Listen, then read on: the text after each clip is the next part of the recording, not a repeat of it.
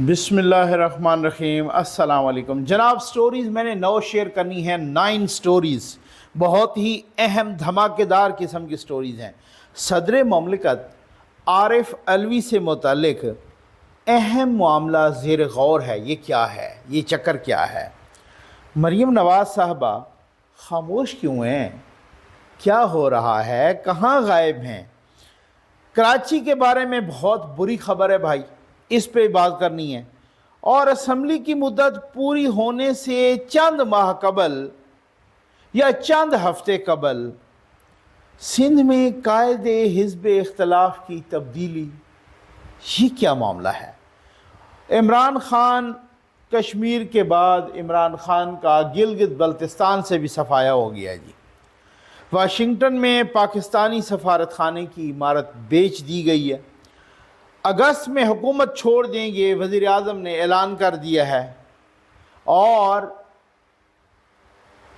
ख़ुद चेयरमैन तहरीक इंसाफ हमसे इसराइल को तस्लीम करवाना चाहते थे। ये किसने कहा है, ये मैं आपको सुनवाता भी हूँ।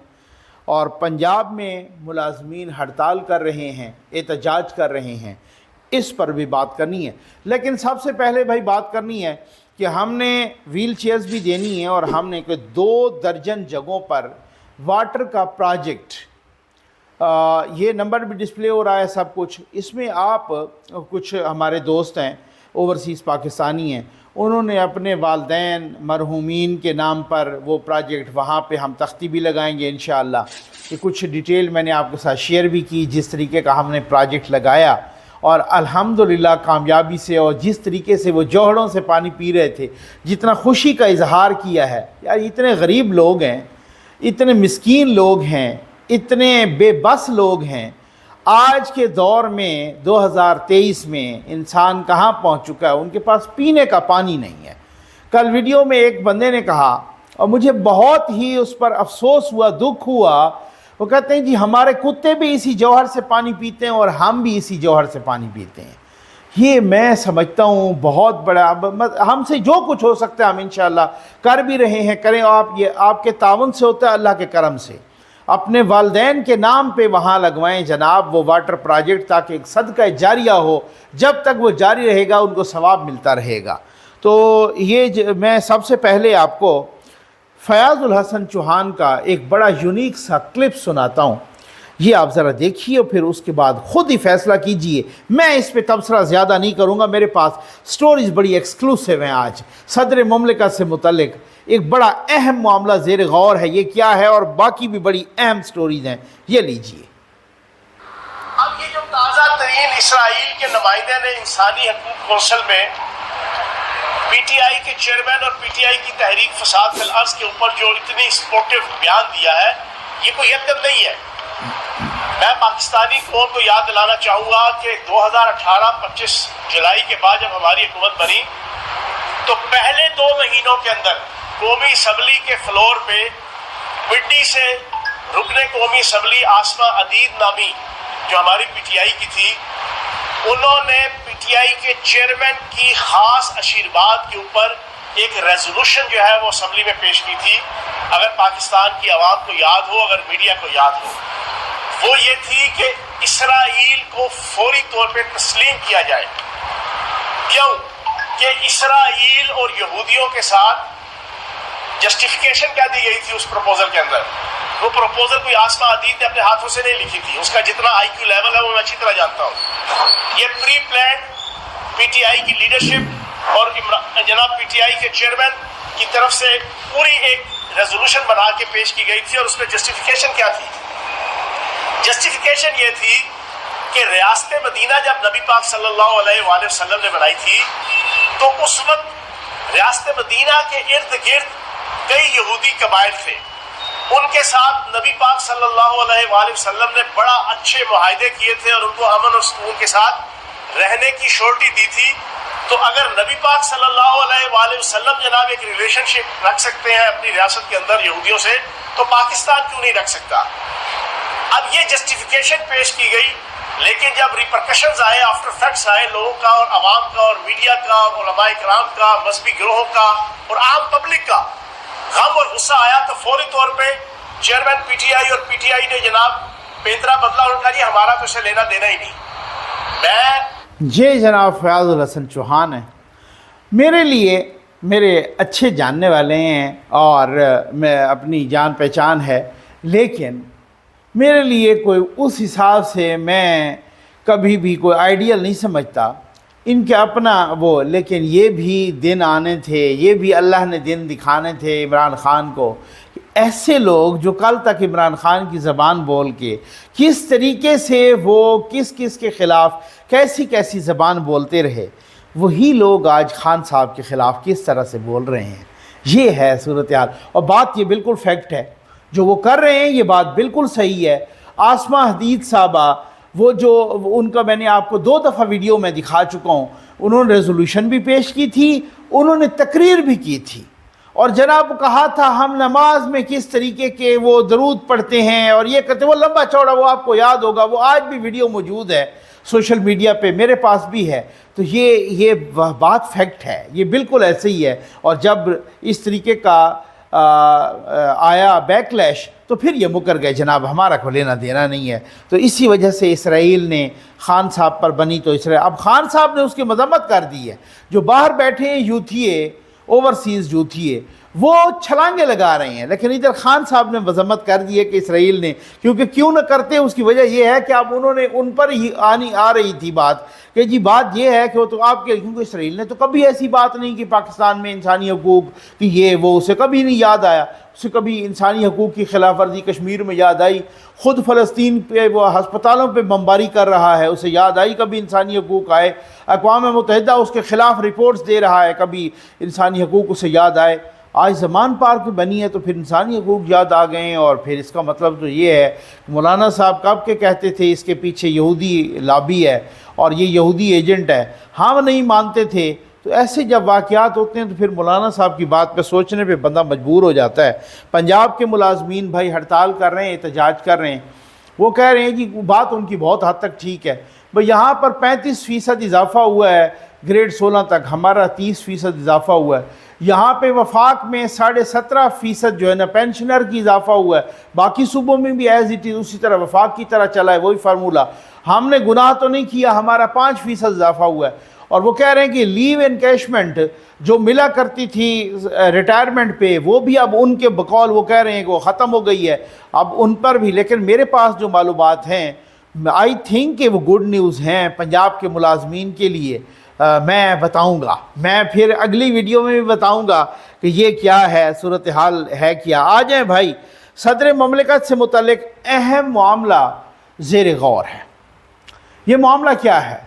ये मेरी एक्सक्लूसिव स्टोरी है जो मुझे पता चला है, और लेकिन अब मैंने इसी वजह से लिखा थंबनेल पे भी, अभी भी कह रहा हूँ कि ये ज़ेर गौर है। ज़ेर गौर क्या कि नवाज शरीफ साहब के जितने भी केसेस हैं वो एक मुकम्मल एविडेंस के साथ उनकी फ़ाइल बनाई जाए, वो फ़ाइल बना के सदर साहब को भेज दी जाए, और सदर साहब उन सारे केसेस को उड़ा के रख दें, माफ़ कर दें। ठीक, ये अभी मामला ज़ेर गौर है, लेकिन मैं ज़िम्मेदारी के साथ कह रहा हूँ कि ज़ेर गौर है। बहुत ही अहम हलकों में ये मामला, हुकूमती हलकों में ज़ेर गौर है। अब भेजते हैं नहीं भेजते, ये कब भेजते हैं, ये बात की बात है। और वहाँ से जब हो जाएगा तो हो सकता है उसके बाद वो इलेक्शन में भी अपना सुप्रीम कोर्ट में या बाकी अदालतों में भी वो सारा कुछ जाएं। उसकी वजह ये है कि प्रेसिडेंट को अख्तियार होता है किसी की भी कोई सज़ा माफ़ करने का, उस सज़ा को तब्दील करने का, उसको कुछ भी वो उसमें, और ये ऑलरेडी हो चुका है बहुत दफ़ा। और ये रहमान मलिक साहब की सज़ा जरदारी साहब ने भी माफ़ की थी जब वो उनको सज़ा मिली थी एक केस में, गालिबा नैब का एक केस था। उस वक़्त वो मुशीर दाखिला थे, तो जरदारी साहब ने घंटों में उसकी सज़ा माफ़ की थी। और आज भी कहते हैं कि यूसुफ रज़ा गिलानी साहब ने वो समरी भी नहीं भेजी थी, जरदारी साहब ने ख़ुद से माफ़ कर दी थी। ठीक है, रहमान मलिक साहब की। अच्छा, लेकिन इसमें कुछ बातें हैं, और वो बात ये है कि कुछ आइनी और कानूनी राय मुनक़सिम है, तकसीम। उसकी वजह ये है कि लोग कहते हैं कि ये सदर जब माफ़ करता है ना सज़ा को, तो उस वक़्त वो सज़ा की एग्जीक्यूशन तो माफ़ हो जाती है, بندہ جیل نہیں جاتا، بندہ کیپٹل پنشمنٹ، اس کو سزائے موت نہیں ہوتی، اس کو عمر قید نہیں ہوتی، اس کو جیل نہیں ہوتی، اس کی وہ جو ایگزیکیوشن ہے نا، سزا کا عمل ہے جو، وہ تو سسپینڈ ہو جاتا ہے یا ٹرمینیٹ ہو جاتا ہے، وہ ختم ہو جاتا ہے، لیکن وہ جو کنوکشن ہے وہ برقرار رہتی ہے۔ یہ آئینی قانونی ماہرین اس پہ کچھ منقسم ہیں، ٹھیک ہے نا، اس پر کچھ تقسیم ہے، ان کی رائے تقسیم ہے۔ اچھا، اب اس کے بعد مجھے نہیں پتا کہ یہ سوچ کس لیول پہ ہوئی ہے اور یہ کس لیول پہ، کیا اس لیے کہ جی نواز شریف صاحب آ جائیں، صدر صاحب سزاؤں کو ختم کر دیں، وہ جو ان کو ایون فیلڈ اور دوسری جگہ، کیونکہ ٹائم کوئی نہیں ہے نا، ٹائم نہیں ہے، وہ ادھر آ کے کمپین بھی کرنا شروع کر دیں، انہوں نے جیل تو جانا نہیں، ٹھیک ہے، کمپین بھی کرنا شروع کر دیں، اس دوران ان کے کیسز چلتے رہیں عدالتوں میں، اور پھر اس کے بعد وہ ان کی کنوکشن وہاں سے بھی ختم ہو جائے۔ ایون فیلڈ تو ویسے ہی فارغ کیس ہے، اس میں مریم نواز صاحبہ، کیپٹن صفدر صاحب وہ بری ہو چکے ہیں باعزت، اور وہ اتنا کمزور کیس ہے، اس کی تو دھجیاں اڑا کے رکھ دی ہیں اسلام آباد ہائی کورٹ نے، اس وجہ سے اس پہ تو بہت۔ دوسرا کیس جو ان کا ہے وہ جو ایون فیلڈ کے علاوہ العزیزیہ والا، اس میں بھی ان کے وہ کہتے ہیں کہ وہ بہت کمزور کیس ہے، کیونکہ وہ جو جج ارشد ملک تھے ان کے جو ایویڈنس آئے ہیں اس کی بنیاد پہ بھی وہ بہت زیادہ کمزور کیس ہے، تو اس پہ ٹائم تو لگے گا نا، 2-4 مہینے تو لگیں گے، تو اس دوران تاکہ ان کو جلسوں میں یہ ٹائم مل جائے۔ اب ایک اور بات بھی ہے صدر سے متعلق، ذرائع بتا رہے ہیں کہ آئینی اور قانونی بات جو ہے وہ یہ ہے کہ ابھی صدر صاحب کا جو یہ پورا ہو رہا ہے نا ٹائم، ستمبر کے 8-9 تاریخ کو، وہ ریٹائر نہیں ہوں گے بلکہ وہ کنٹینیو کریں گے اگلے صدر کے آنے تک۔ اب بتا رہے ہیں ذرائع بہت سارے کہ اگلے صدر کیا ہے، کیونکہ وہ آئینی طور یہ ہے نا کہ صدر اگر کہیں جائے تو قائم مقام صدر سینٹ کا چیئرمین ہوتا ہے، اگر وہ صدر بیمار ہو جائیں، ان کا کوئی آپریشن ہو رہا ہو تو تب بھی قائم مقام صدر وہی، صدر چھٹی پہ جائیں تب بھی قائم مقام صدر وہی ہوتا ہے، صدر استعفیٰ دے دیں تب بھی فوری طور پہ قائم مقام صدر چیئرمین سینٹ بن جاتا ہے۔ لیکن اگر صدر کی مدت ختم ہو رہی ہے، صدر کے ساتھ ساتھ چیئرمین سینٹ ہوں یا سپیکر قومی اسمبلی ہوں، آپ دیکھتے ہیں کہ جب اسمبلی ٹوٹ جاتی ہے تو سپیکر جو ہے نا اپنی مدت جاری رکھتا ہے، وہ کنٹینیو کرتا ہے اس وقت تک جب تک اگلا سپیکر نہیں آ جاتا۔ جیسے ہی نئی اسمبلی آتی ہے، الیکٹ ہو کے پہلے سپیکر کا اور ڈپٹی سپیکر کا انتخاب ہوتا ہے، اور اس اگلے سپیکر سے وہ جو حلف لیتا ہے نا اپنا، تو وہ بھی حلف بھی وہی پہلے والا سپیکر لیتا ہے۔ تو یہ سپیکر، چیئرمین یا صدر کہتے ہیں کہ یہ آئینی عہدے ہیں اور یہ کنٹینیو کرتے ہیں، تو کنٹینیو کریں تو عارف علوی صاحب کے اور بھی وارے نہیں آ رہے ہوگا، پتہ نہیں کتنے تک وہ کنٹینیو کرتے ہیں آگے۔ لیکن اب میری ایک اوپینین ہے کہ میری اپنا ایک تجزیہ ہے کہ یوتھی اس سے اور بھی چھلانگے لگا دیں گے کہ دیکھو جی پی ٹی آئی کے صدر کو نون لیگ کے قائد نے جناب معافی تلافی کی درخواست دی ہے۔ اب ہے ایسے ہی ہوتا ہے نا، ٹھیک ہے، تو اب کیا ہوتا ہے، یہ معاملہ زیر غور ہے، اور آگے کیا بنتا ہے، اسی صدر کے پاس جاتی ہے یا اگلے صدر کے پاس، لیکن اگلا صدر لیٹ ہوگا، تو اب یہ بہت سارے معاملات ہیں۔ قائم مقام صدر تو میرا نہیں خیال کہ اتنے لمبے عرصے کے لیے آئیں، کیونکہ وزیر اعظم صاحب کہہ چکے ہیں کہ اگست میں حکومت چھوڑ دیں گے، اپنے سارے معاملات سپرد کر دیں گے ہم نگران حکومت کے۔ اچھا، اگر نگران حکومت کے سپرد ہوتے ہیں وہ معاملات، تو اگلی بات بھی وزیر اعظم صاحب نے کی ہے کل پرسوں، انہوں نے کہا ہے پھر الیکشن کی ڈیٹ دینا الیکشن کمیشن کا کام ہے۔ یہ بڑی کام کی بات ہے، ٹھیک ہے نا۔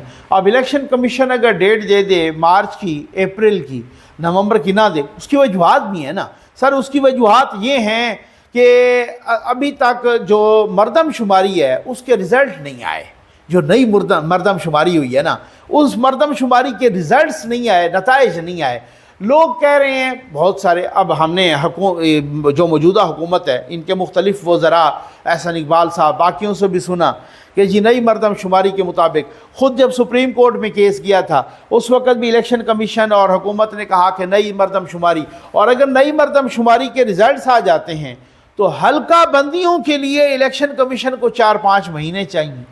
اب یہ بھی ہے 4-5، ابھی تک تو اس کے رزلٹ نہیں ہے، اگر اس کے رزلٹ اگست میں آ جاتے ہیں تو پھر 4-5 مہینے اگر چاہیے تو وہی فروری مارچ آ جاتا ہے نا، ٹھیک ہے۔ آپ سمجھ آ گئی ہوگی آپ کو۔ تو بات یہ ہے کہ یہ کیا ہے، اس اسمبلی کی مدت اچانک ہی بڑھ جاتی ہے، یا پھر ہم دیکھتے ہیں کہ یہ تو چلے جاتے ہیں لیکن پھر الیکشن کمیشن کہہ دیتا ہے. لیکن ایک خدشہ بھی موجود ہے کہ کہیں بندیال صاحب کہیں ان کو سٹ مٹ نہ مار دیں، ان کا 1 مہینہ باقی ہوگا جب یہ جائیں گے. یہ بھی خدشہ بہت سارے حلقوں میں ہے، یہ گردش کر رہا ہے. اب دیکھتے ہیں کیا ہوتا ہے. مریم نواز صاحبہ خاموش کیوں ہیں؟ خاموش سے مراد یہ ہے، آپ ان کا اگر ٹویٹر اکاؤنٹ دیکھیں تو 7-8 دن پہلے ایک ٹویٹ کیا تھا وہ سویڈن میں قرآن مجید کی بے حرمتی، اس کے بعد کوئی ری ٹویٹ کیے ہیں یا اس پہ کوئی کامنٹس کر کے، باقی وہ ٹویٹر پہ بھی نہیں. باقی بھی سعودی عرب میں وہ بڑی اہم ملاقاتیں کر رہی ہیں اپنے والد صاحب کے ہمراہ، اور بہت ہی اہم شخصیات سے کر رہی ہیں وہ ملاقاتیں. کچھ پاکستان سے بھی اہم لوگ میں کہہ رہا ہوں، میں بہت ہی زور دے کے کہہ رہا ہوں، اہم لوگ وہاں دبئی بھی گئے ہیں اور سعودی عرب بھی، اور ان سے بھی ملاقاتیں.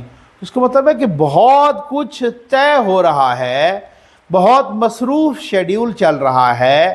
کچھ چیزوں کے بارے میں ڈیفینیٹلی بتاؤں گا، لیکن ابھی یہ ہے، اب کہا جا رہا ہے کہ وہ 17 یا 18 کو واپس آئیں گی، آ کے جلسے جلوسوں کا، ریلیوں کا انہوں نے اپنا شیڈیول دینا ہے، اور وہ پھر جو ہے نا اس سے آنورڈ وہ اپنا پورا پلان. لیکن یہاں پر بہت کچھ طے ہو رہا ہے نا، سعودی عرب میں بھی اور دبئی میں بھی. جو اکانومی کے معاملات ہیں وہ بھی، معیشت کے حوالے سے بھی، اور خاص طور پہ سیاست کے حوالے سے بھی. اور یہ ایک اور ایکسکلوسیو سٹوری میں آپ کو انشاءاللہ اگلی ویڈیو میں دینے لگا ہوں کہ یہ چکر کیا ہے. یہ تھوڑا سا حوصلہ رکھا کر. کراچی کے بارے میں بہت بری خبر ہے بھائی. کراچی معروف جریدے اکانومسٹ نے، انٹرنیشنل جریدہ ہے اکانومسٹ، اس نے رپورٹ جاری کی ہے دنیا کے 10 گندے ترین شہروں کی. یعنی وہ شہر جو لیویبل نہیں ہے، جو زندگی کے لیے برے ترین ہیں زندگی گزارنے کے لیے، ان میں کراچی بھی شامل ہے. اب یہ بڑا لمحہ فکریہ ہے. وہاں پر کنٹینیوسلی آپ اگر دیکھتے ہیں 2013 سے 2023 تک، اس سے پہلے بھی 2008 سے 2013 تک، اب آپ اندازہ کیجئے یہ کنٹینیوسلی 15 سال ہو گئے، جس میں آپ چیک کر سکتے ہیں کہ پاکستان پیپلز پارٹی کی حکومت ہے. انہی کے وزراء، خود مراد علی شاہ صاحب کو بھی کافی عرصہ ہو گیا، بلاول صاحب کو چیئرمین بنے بھی بہت عرصہ ہو گیا، اور بھائی ان کا بھی جو ہے نا زرداری صاحب بھی وہیں پہ ہیں. یہ بڑے افسوس کی مقام ہے. اکانومسٹ کے اس سروے میں یہ کوئی انڈیکس ہے، لیویبلٹی گلوبل انڈیکس، تو اس انڈیکس کے مطابق یعنی اس میں صحت بھی، تعلیم بھی، ماحول بھی، انفراسٹرکچر بھی وغیرہ. ہم کراچی میں تھے، میں نے پہلی بار ایسا دیکھا تھا. میں کوئی اس میں لگی لپٹی یا کسی سے کوئی وہ نہیں ہے. کراچی میں 5 سال رہا ہوں، تقریباً کوئی 2014 سے 2019 تک. ادھر عام طور پہ بارشیں بہت کم ہوتی ہیں. آج کل وہ موسم کی ذرا تبدیلی، تو ہم گئے تو کافی لمبے عرصے کے بعد بارشیں ہوئیں اور بہت ہی طوفانی بارشیں ہوئیں. جب باہر ہم نکلے گاڑی پر تو ہم نے دیکھا پوری سڑکیں بہہ گئی ہیں. یہ نہیں ہے یہاں بھی پانی کھڑا ہوتا ہے نا، اسلام آباد میں، لاہور میں وغیرہ وغیرہ باقی جگہوں پر تو گڑھے پڑ جاتے ہیں. ادھر ہم نے دیکھا، یقین کریں ہم ایک اچھے ایریا میں رہ رہے تھے، لیکن ادھر ہم نے دیکھا تو ہم نے کہا جناب دیکھا کہ پوری سڑکیں بہہ گئی ہیں. وہ بالکل جو بجری ہوتی ہے نا، کرش، وہ نکلی ہوئی ہے اور ساری سڑک بہہ گئی ہے پوری. تو میں حیران ہوا. پھر اس کے بعد کچھ لوگوں سے بات کی تو انہوں نے کہا کہ یہ ہوتا ہے، ان کا خیال تھا کہ بارشیں نہیں ہوتی یا اتنی طوفانیں بارشیں نہیں ہو سکتی، اور یہ وہ کرپشن کی اور حرام کھانے کی حد ہے کہ جناب پوری سڑک بہہ گئی ہے. تو یہ بہت ہی لمحہ فکریہ ہے. میں سمجھتا ہوں کراچی جو ریونیو، یہ ایک الگ بحث ہے کہ وہ کتنا ریونیو دے رہا ہے، لیکن جتنا بھی بھائی دے رہا ہے نا، بات یہ ہے کہ اچھا خاصا ملک کے لیے ریونیو دے رہا ہے. یہ نہیں ہو سکتا، یہ بہت ہی بری بات ہے.